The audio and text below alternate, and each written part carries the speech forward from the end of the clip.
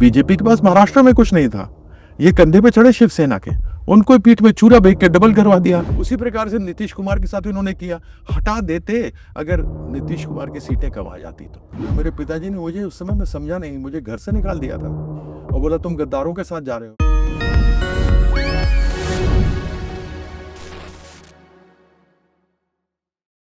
ED ने कहा और सबसे बड़ी बात यह है कि बीजेपी के पास कुछ है नहीं। आप देखिए ना, बीजेपी के पास महाराष्ट्र में कुछ नहीं था, ये कंधे पे चढ़े शिवसेना के, उनको पीठ में चूरा बेच के डबल करवा दिया। एनसीबी इनके साथ ही था, उसके साथ वही हरकत इन्होंने की। शिरोमणि अकाली दल के साथ भी इन्होंने यही हरकत की। आप जम्मू कश्मीर चले जाए तो फारूक अब्दुल्ला इनके सपोर्टर थे, उनके पीठ में छोरा भोंका। पीडीपी को जिसको कहते थे ये पाकिस्तानी है, वो पीडीपी के साथ में इन्होंने जाके सरकार बना ली, प्रधानमंत्री जी वहां बैठे हुए थे। लेकिन उसी इसी क्रम में महबूबा मुफ्ती के विरुद्ध, जिसके विरुद्ध उन्होंने इतने सारे आरोप लगाए थे, उनके साथ सरकार बना लिया, उसके पीठ में चूरा भोंक दिया। उसी प्रकार से नीतीश कुमार के साथ इन्होंने किया। हटा देते अगर नीतीश कुमार की सीटें कम आ जाती तो, लेकिन वो नहीं किया। आप उड़ीसा में चले जाइए, नवीन पटनायक बेचारे बाहर से चुपचाप इनका समर्थन करते थे, उसके पीठ में खंजर भोंक करके वहां जाके बैठ गए। ऐसे में आपको कितने एडीआईएम के जयललिता, उसके साथ खंजर भोंका, वहां पे दो दो पार्टियां बना ली। तो यह अब आजादी के समय से गद्दारी करते रहे, इनका जो मुख्य जो इनकी पार्टी है आरएसएस, वो और ये लोग करते रहे। इसमें कौन नई बात है? मैं अपने सवालों का क्रम थोड़ा सा गड़बड़ा रहा हूँ। उसी पार्टी मेरे से साथ गड़बड़ा जाएंगे आप? नहीं, मैं गड़बड़ाऊंगा नहीं आपके साथ, मुझे पता है। उसी पार्टी के साथ आपने अपनी राजनीति की शुरू की, जिससे आप देश के साथ गद्दारी करने वाला बता रहे हैं। करेक्ट, यही चीज तो है। मेरे पिता ने आप मुझे 3 बार सांसद रहे ना? बिल्कुल 3, उसके पहले एमएलए भी रहा, जहां बैठे हैं इस जगह से, जिसमें पार्लियामेंट भी आती है और सब जगह आते हैं। मैं रहा उसमें। मेरे पिताजी ने मुझे उस समय, मैं समझा नहीं, मुझे घर से निकाल दिया था और बोला तुम गद्दारों के साथ जा रहे हो। मेरे समझ में नहीं आई। मैंने इतिहास उतना नहीं, इतिहास तो पढ़ा सेंट स्टीफेंस कॉलेज में, लेकिन इनका इतिहास नहीं पढ़ा था मैंने। और मैं भी एक नशे में चूर हो गया राम मंदिर को लेकर। राम तो हम सभी के आराध्य हैं, हालांकि मैं काली की शक्ति की पूजा करता हूँ, वैष्णव नहीं हूँ, शाक्य परंपरा में मैं विश्वास करता हूँ। तो मैं उस समय इस चीज को समझा नहीं। बाद में मुझे समझ आया कि ये तो राजनीति के लिए इस्तेमाल हो रहा है, धर्म से कोई मतलब नहीं है इसका। और जब मैंने अरुण जेटली के खिलाफ, कागज मेरे नहीं थे, 400 करोड़ का घोटाला हुआ था, वो मिनिस्ट्री ऑफ कॉर्पोरेट अफेयर्स के थे, मेरे नहीं थे। वो जब मैंने जाकर के उनको बताया तो मुझे प्रलोभन दिए गए, मंत्री बनाने की बात कही गई, एक नहीं दो घर खरीदने की बात की, क्योंकि दिल्ली में जब मैं एमपी नहीं होता हूं तो मैं किराए के घर पर रहता हूं। तो सब कुछ प्रलोभन दिया गया। मैंने प्रलोभन, मैंने बात कंप्लीट करने दीजिए, आपने प्रश्न पूछा है जी। तो मैंने वो कागज दिए, वो सरकारी कागज थे। जब इनके पास गया तो उसके ऊपर कुछ करने को तैयार नहीं। तो न खाऊंगा न खाने दूंगा, उसका क्या होगा? क्या हुआ? कहां गया वो? अजीत पवार के ऊपर प्रधानमंत्री बोलते हैं 70,000 करोड़ का सिंचाई घोटाला किया, ईडी इनके ऊपर कार्रवाई करेगी। 3 दिन के बाद सब वॉशिंग मशीन से निकल के क्या बन जाते हैं? वो डिप्टी सीएम, वो भी कौन से? Finance of Maharashtra. आज वो उगल रहे हैं ना, बीजेपी के खिलाफ बातें उठा रहे हैं। हेमंत बिस्वा शर्मा, जिसको बोला था अमित शाह ने कि मैं जेल भेज दूंगा, ये ईडी जाएगी इनके से, ईडी इनको जेल भेजेगी, अंदर करेगी, वो हेमंत बिस्वा शर्मा आज बीजेपी का चीफ मिनिस्टर है। कितने उदाहरण दूं? शुभेंदु अधिकारी 5 लाख रुपया लेते हुए, आपने भी दिखाया, वो कैश ऐसे ले रहा है और लेकर के डाल रहा है।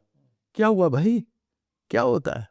देखने वाले ये सवाल पूछेंगे कि कीर्ति आजाद जी अपनी सुविधा से कह रहे हैं कि उनको 15 साल लग गए बीजेपी की असलियत पहचानने में। आप 3 बार सांसद रहे जी, 15 साल लग गए। उसके बाद लोग ये भी कहेंगे कि आपने अरुण जेटली के खिलाफ मामला खोला। लोग उसमें ये भी कहते हैं कि आपको मंत्री पद नहीं दिया गया। उसके बाद आपने अपने अपने आरोपों की झड़ी थोड़ी ज्यादा तेज कर दी। तो ये 15 साल लग गए आपको बीजेपी की असलियत पहचानने में। अगर आप जो कह रहे हैं कि वो देशद्रोही हैं, तो उसके लिए मैं पूछ रहा हूँ। बिल्कुल लग गए। मानता हूं मैं अपनी गलती। क्या इंसान गलती मान ले तो छोटा हो जाता है क्या? अरुण जेटली के ऊपर मैंने हमला बढ़ा दिया क्योंकि मुझे मंत्री नहीं बनाया गया, ये ऐसा कहते हैं लोग। ठीक है, तो इसका मतलब वो घोटाला अरुण जेटली ने तब करना शुरू किया जब मैंने ये कहा कि मुझे मंत्री नहीं बनाया गया, इसलिए मैं बात को चालू किया। तो अरुण जेटली का नहीं, कीर्ति आजाद की बात को पुख्ता करो, ये जो विरोध कर रहा है, तो इसने 398 करोड़ का घोटाला कर दो और सरकारी दस्तावेज वो सामने आ जाए। अब कान ऐसे पकड़ो या ऐसे पकड़ो, मर्जी आपकी है। मैं मानता हूं मैंने गलती की, मुझे नहीं जाना चाहिए था। सुबह को भूला, शाम को घर आए तो वो भूला नहीं कहलाता है। ये तो कहते हैं ना, हमारे यहाँ एक कहावत है ना।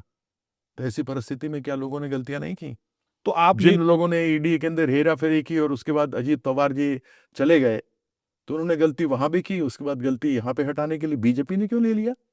क्यों लिया बीजेपी ने? डिप्टी सीएम बनाया अजीत पवार को, पूछा किसी ने आज तक? आप तो लोकमत वही महाराष्ट्र से, आपका हेड जी। ऑफिस, आपने पूछा कभी? आपने पूछा कभी बीजेपी से क्या हुआ? जब शुभेंदु मौका मिलता है अधिकारी तो जिसको पूछते हैं। लीडर ऑफ द ऑपोजिशन तुमने बंगाल में बनाया है, वो 5 लाख रुपए लेके करते, तुम तो ढिंडोरा पीटते फिर रहे थे। तब तुमने क्यों ले लिया उसको? हेमंत बिस्वा शर्मा को क्यों लिया? नारायण राणे भी तो आपके उधर गए हैं। एक प्रफुल्ल पटेल भी तो गुजरात महाराष्ट्र से ही उनका लेना देना है। 40,000 करोड़ का घोटाला था एयर इंडिया का। क्या हो गया? कैसे धुल जाते हैं? इन सब के बारे में पूछो ना। आप अपने कागज, अपने दस्तावेज, अपने घर में हो रही डकैती और चोरी को रोकने के लिए अगर ऑल इंडिया तृणमूल कांग्रेस की चेयरपर्सन जाती है, तो क्या गुनाह किया उसने? और तुमको कागज तो खोल के चाहिए थे ना, तो तुम दूसरे फाइल क्या ढूंढ रहे थे कि हमारे पास फाइलें नहीं है, हमारी फाइलें छीन ली? कौन सी फाइलें छीनी है? तुमको तो शुरू में ही अगर कोल की फाइल थी तो तुमको मिल गई होती, लेके चले जाते। अच्छा, कौन सी फाइल छीनी है ममता बनर्जी जी ने? जो छीनी उसमें क्या है कृति आजाद जी? वो तो उन्होंने खुद बता दिया, मुझे बोलने की क्या आवश्यकता है? अगर आपको समझ नहीं आई, रामायण उन्होंने पूरी पढ़ दी, उसके बाद आप मुझसे पूछते हैं सीता ये कौन सवाल है, इसलिए तो पूछ मैं रहा इसका हूँ। जवाब क्यों दूं? क्यों दूं जवाब मैं? ये सवाल वो मेरी नेत्री बता चुकी है, मैं बार बार उस चीज को नहीं बोलना चाहता।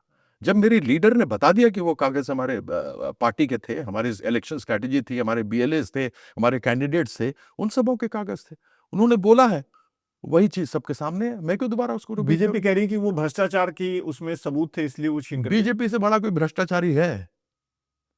गौ माता की रक्षा, गौ माता की रक्षा सबसे बड़ा गौ मांस का निर्यातक है, दुनिया का सबसे बड़ा गौ मांस का निर्यातक है। उसने चंदा भी दिया है इलेक्शन का बीजेपी को, नहीं दिया क्या? बीजेपी से बड़ा झूठा है 2 करोड़ नौकरियां हर साल दे रहा था। बीजेपी से बड़ा झूठा है कोई जो 15-15 लाख हर अकाउंट में ला रहा था। बीजेपी से कोई झूठा है जो काला धन बाहर से विदेश से लाने वाला था। बीजेपी से कोई झूठा है जिसने कहा कि 100 स्मार्ट सिटीज बनेंगी हर साल, एक नहीं बनी, 14,000 करोड़ खर्चा हो जाने के बाद सबको बंद कर दिया गया। तुम कहते हो कि हम चौथी अर्थव्यवस्था बन गए। 1% लोग पूरे देश भर के 40% जो संपत्ति है देश की उनके पास है, 5% के बाद 65% है।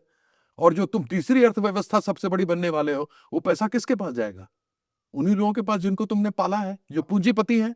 ना बाप बड़ा ना मैया, the whole thing is that, के सबसे बड़ा रुपया। अब तो 2047 की बात हो रही है ना, विकसित भारत 2047 तक। आप जिंदा होंगे शायद, संभवतः मैं होऊंगा नहीं होऊंगा मुझे नहीं मालूम, कितने लोग होंगे जो नहीं होंगे। ये तो हिटलर का एक तरीका था, the right shall rule for 1,000 years। क्या करता था वो? यही करता था। मुसोलिनी क्या करता था? यही करता था। इनके काम क्या है?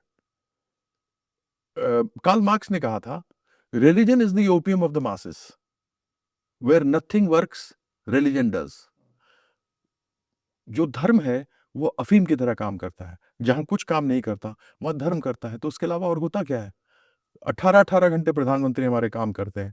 कभी देखा देश की किसी फाइल के ऊपर फॉरेन पॉलिसी क्या होनी चाहिए, बिजली किस प्रकार से हमें विदेशों में देनी चाहिए कि नहीं देनी चाहिए, क्या आयात होगा, क्या निर्यात होगा, क्या चीन की तरफ हमें जाकर के बात करना ज़रूरी है? क्या चीन हमें 9 लाख करोड़ से अधिक हमारे यहाँ सामान बेचता है, हम केवल 1.23 लाख करोड़ बाहर सामान को निर्यात कर पाते हैं चीन में। इसके बारे में कभी सोचते हैं? कहाँ देखते हैं उनको डमरू बजाते हुए? यह धर्म मेरी आस्था है।